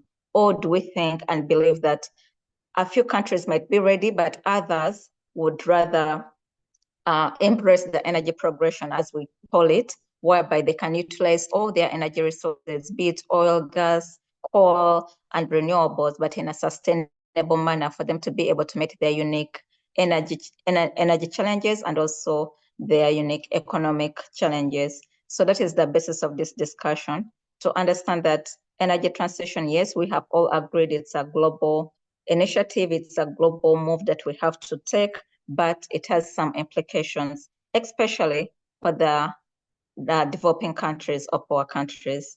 So looking at Sub-Saharan Africa as an example, we note that Africa as a continent, or even Sub-Saharan Africa, it's rich in various natural resources. Minerals, it holds over 30% of the global minerals. Then energy resources, there's a lot of oil and gas, there's renewable energy. We see in Uganda, they discovered there are 6.5 billion barrels of oil.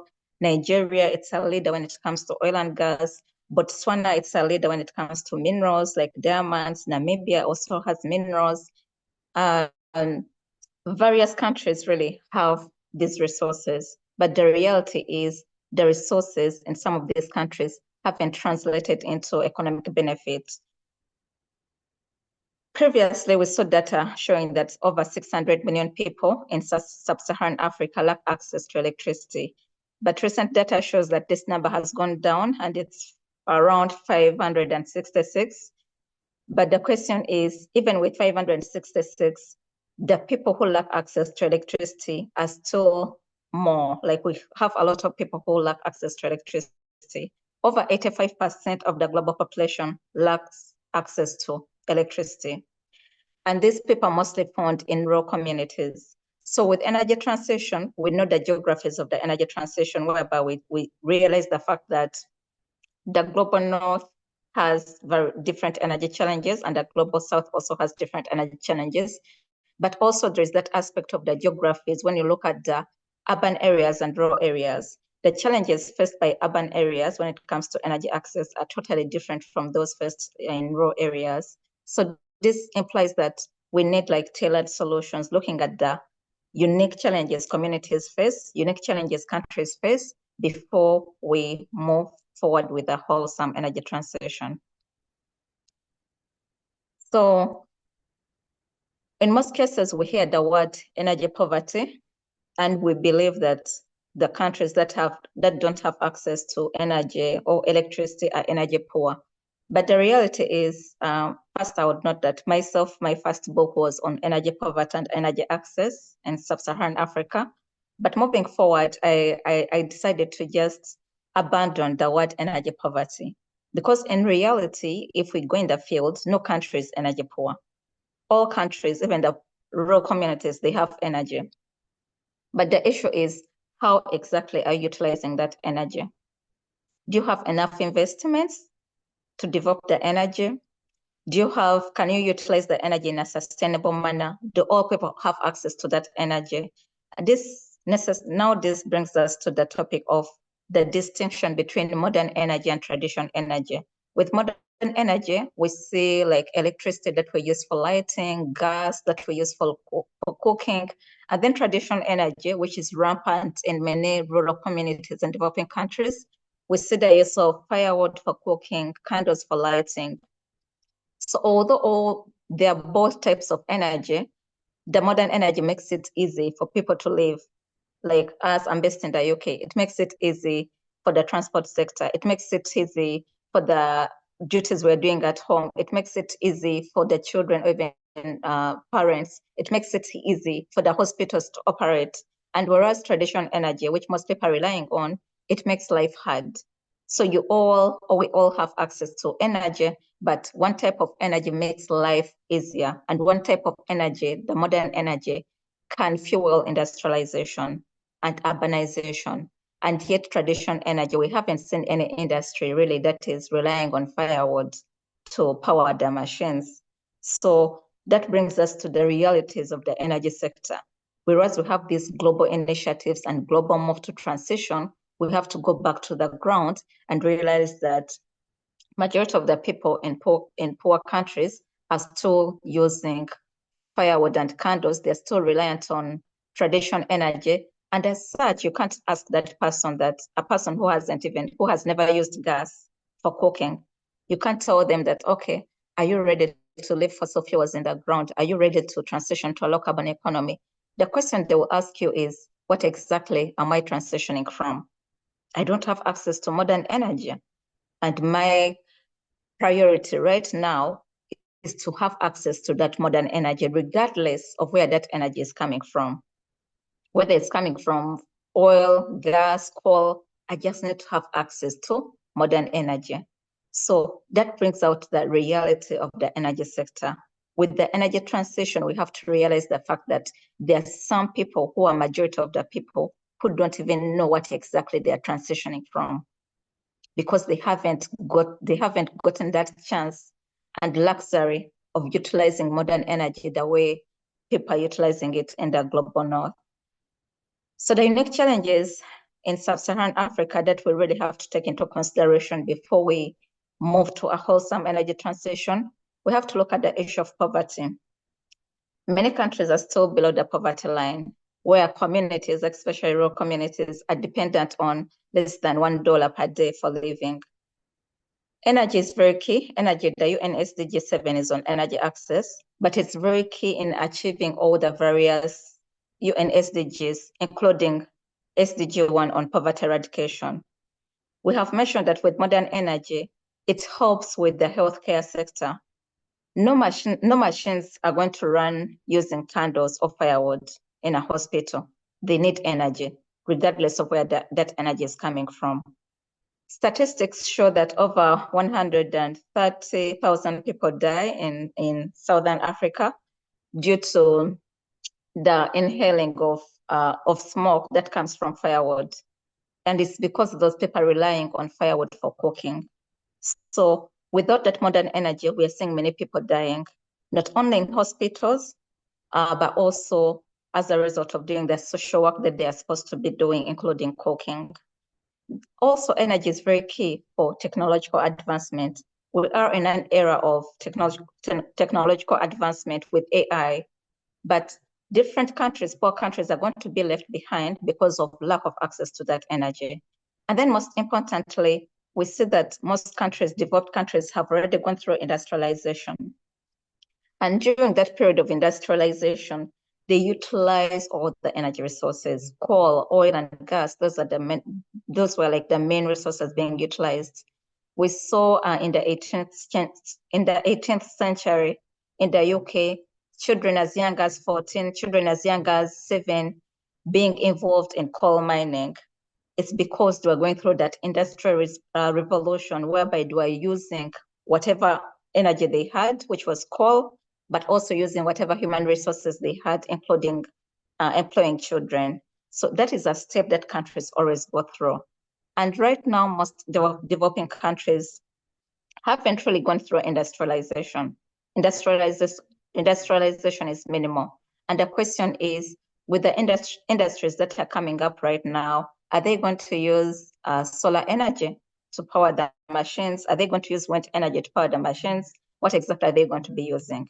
You realize that with this industrialization, they would need to use all the available energy resources for them to be able to reach that status. And then urbanization is the same thing. Like I mentioned, most people are living in rural areas in developing countries. These people also need urbanization. With urbanization comes the need to develop the different infrastructure, roads, hospitals, building malls, building offices. all those developments require energy. So if right now, with the ability to utilize all the available resources, because right now countries are still utilizing both fossil fuels and renewables, though there is that big move to the fossil fuels in the ground.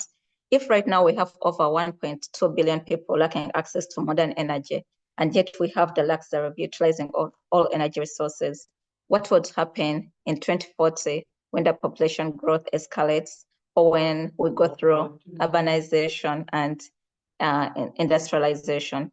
That means that we would need more energy to be able to power the industries, to be able to cater for the population growth that is really going to escalate, especially in Africa, and also for the people to be able to live a good life.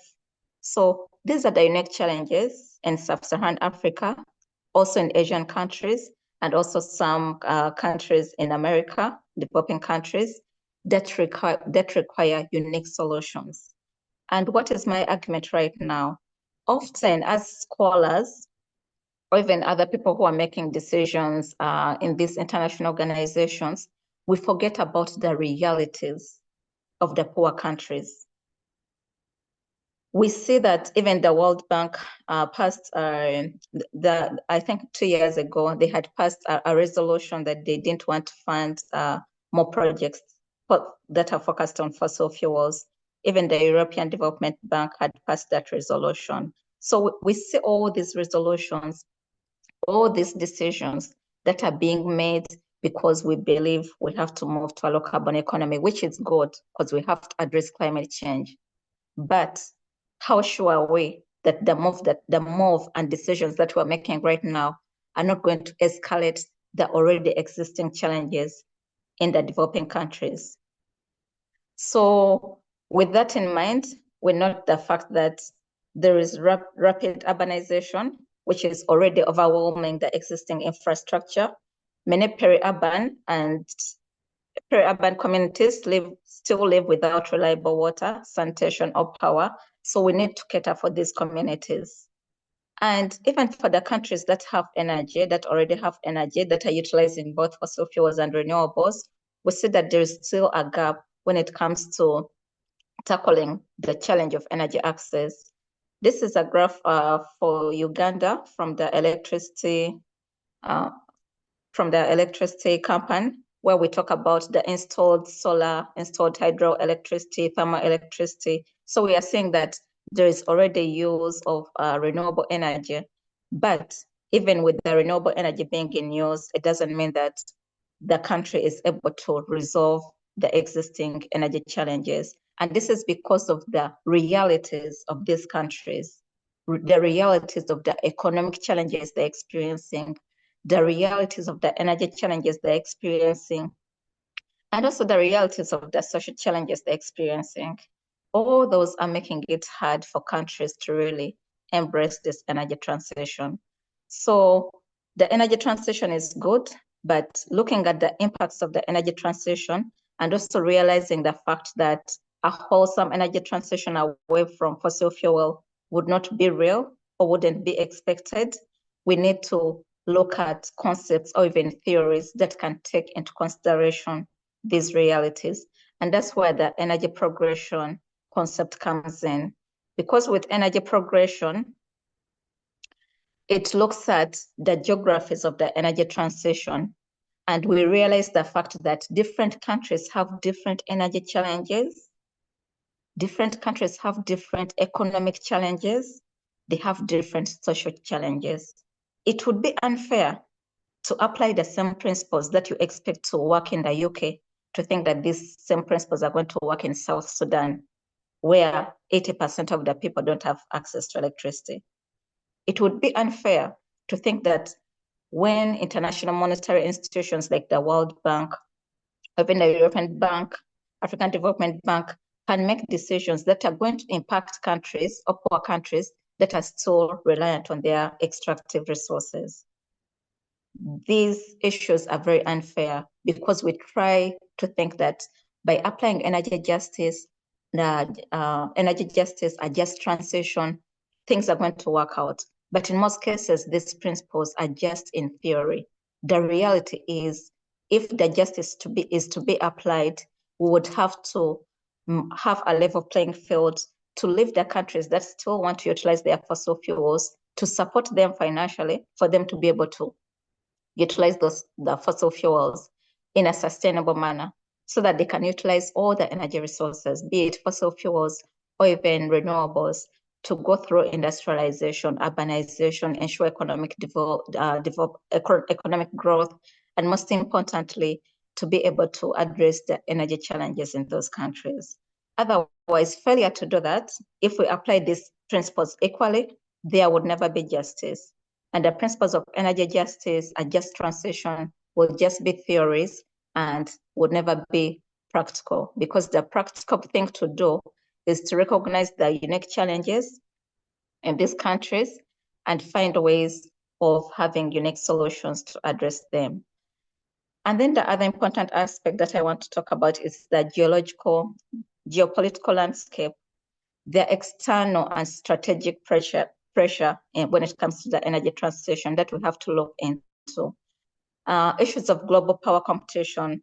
The countries that were the biggest players in fossil fuels have now also become the biggest players when it comes to renewable energy. The issue of technology.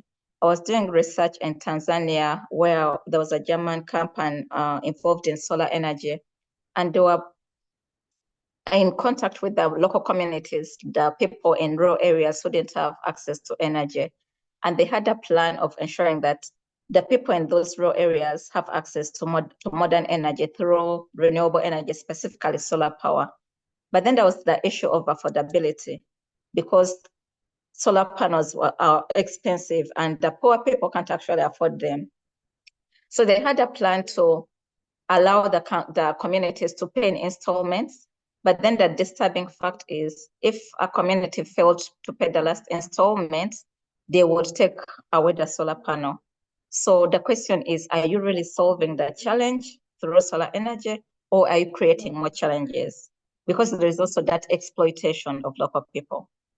There are people who are benefiting from this renewable energy, but the reality is the poor people who actually need renewable energy or modern energy are not benefiting, and they're being exploited. So if a community failed to pay the last installment, even if it was $50, they would take away the solar panels, and then that means that the challenge of energy access would still persist. So those are the realities that we're experiencing in different countries. Here I talk about the role of external actors like China. It has invested a lot in Africa, including investing in renewable energy like solar farms, and also investing in different projects, even fossil fuels. But then still the question is, how is the negotiating skills when it comes to these external factors? Are the contracts that are being signed by governments, African governments, or even developing countries with the investors, contracts fair? Are they reliable? Are they working for the citizens? Or there is also that issue of exploitation, because with the energy transition now, it becomes hard to attract investments, implying that oil companies would always insist on stabilization clauses, which never really work for the governments, but rather for the companies themselves.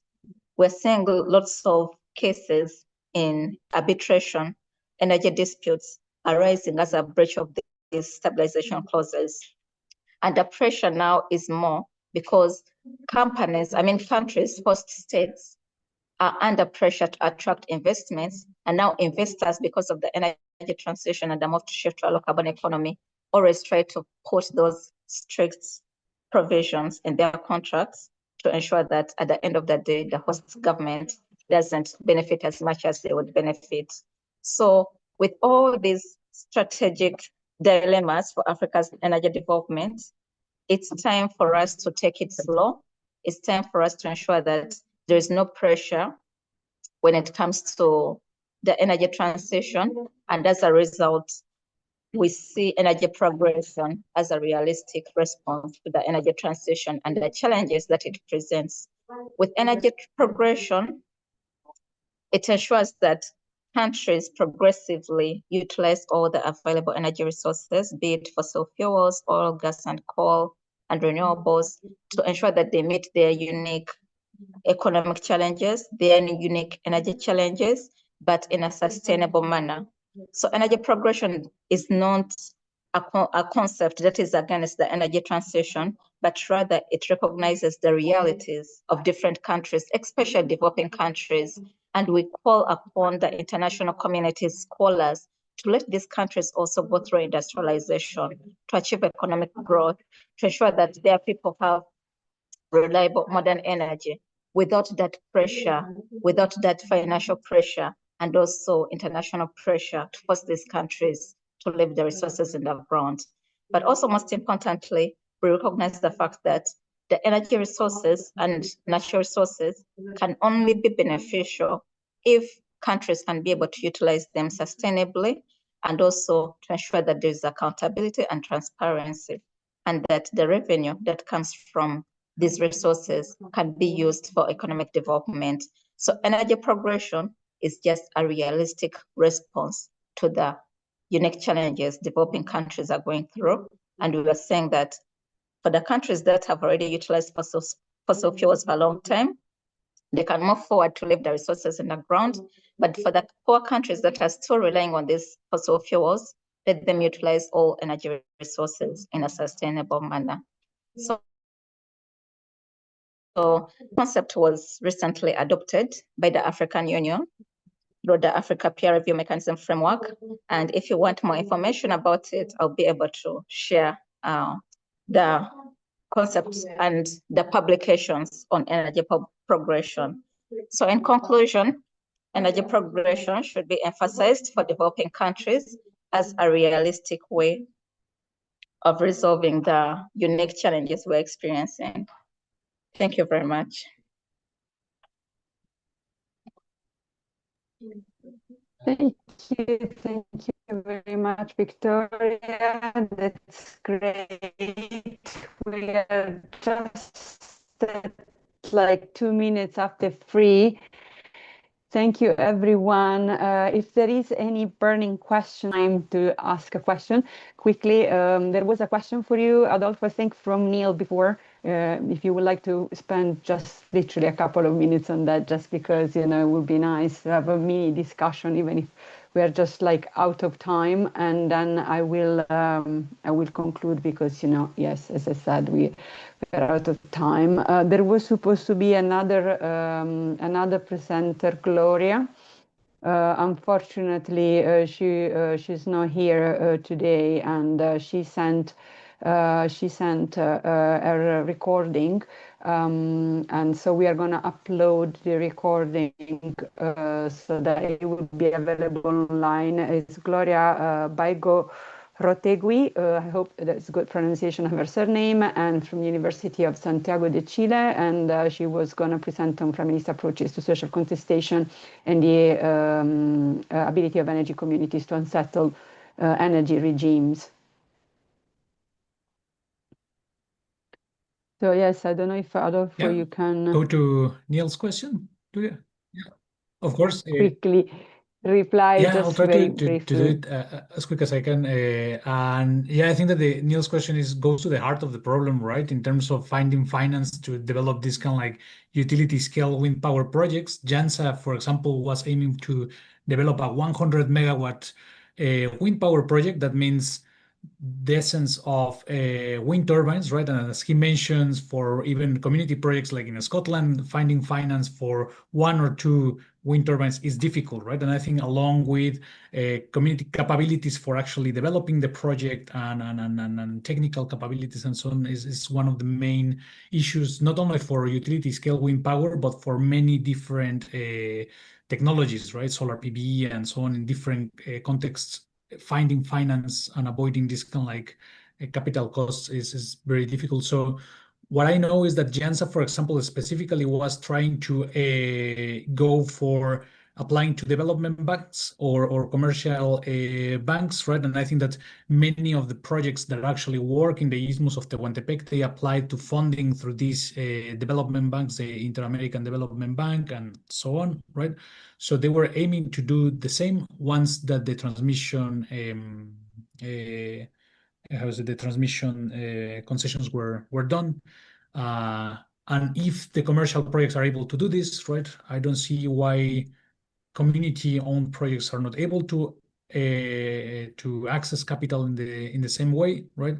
It was the plan, at least that I know that JANSA had for that, and also just to think about the funding that is needed. I know also that the JANSA project, the estimates were around $200 million. I think that they were aiming for this wind power project, right, of 100 megawatts, which is really big, right?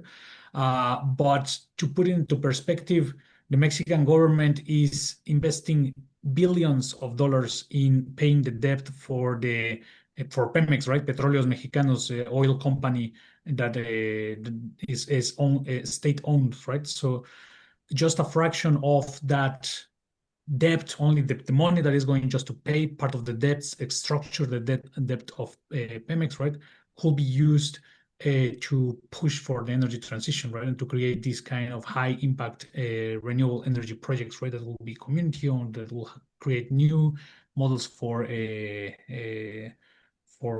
social inclusion in renewable energy. So I think that there are ways maybe to access this funding, right? And I think also part of this exercise of imaginaries and imagining different ways in which renewable energy projects can be developed includes this kind of thinking, right, of where this different funding can come from, right? And I think that these different development banks, right, or investing money from like the payment of debt from oil state-owned companies into these kind of renewable energy projects could be some way to think about how are we investing money or how are we accessing money for the future.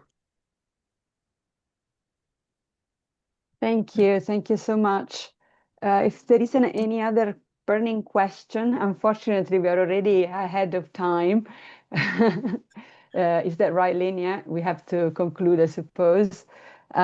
Before doing that, I would also like also to say that yes, tomorrow is sadly the last day of our great week of discussion on energy justice. And I also wanted to say that tomorrow the focus will be on future towards just energy futures, policy narratives, activism, and solidarity. So I hope many of you also will be able to join tomorrow's discussion.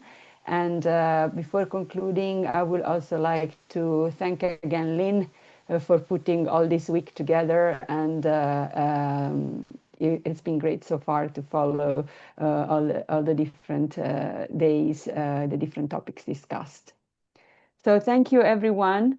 And hope to see you soon on different channels. Thank you. Thank you, everyone. Care. Thank you. Bye. Bye-bye. Take care. Bye.